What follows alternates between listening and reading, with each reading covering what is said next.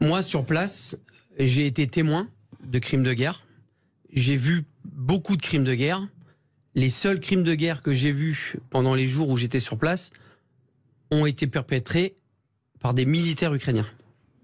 Et non pas par des militaires russes. Ce qui ne veut pas dire ce qui ne veut pas dire exactement, j'allais y venir, qu'il n'y a pas de crimes de guerre russes, mais il y en a aussi au niveau ukrainien. Vous avez assisté. Et on n'en parle pas.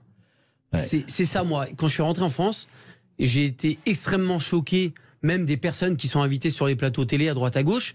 80% de ces personnes-là ne sont pas allées au moment où il y a la guerre et se permettent de parler, etc. Ça m'insupporte.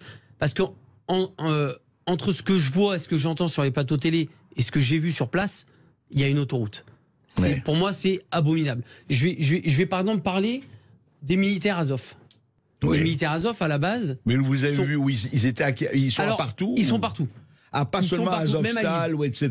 Même à Lviv. Ils sont même à Lviv, à l'ouest. Pour moi, ce qui me choque énormément, c'est que l'Europe donne quand même de l'armement à des militaires, pour moi, néo-nazis, avec un sigle néo-nazi.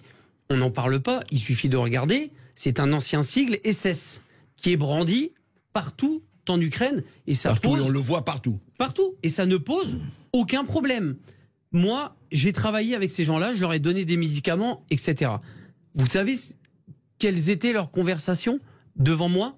Parce que je comprends un petit peu l'ukrainien et le russe, et beaucoup parlent anglais. Ils rigolaient de se dire que s'ils croisaient des juifs ou des noirs, qu'ils les dépeceraient. Ah, carrément. Voilà ce qu'ils disaient devant vous. Voilà ce qu'ils disaient devant moi, et c'était leur conversation qui les faisait vachement rigoler. Voilà ce qu'ils disaient sur les juifs et sur les noirs.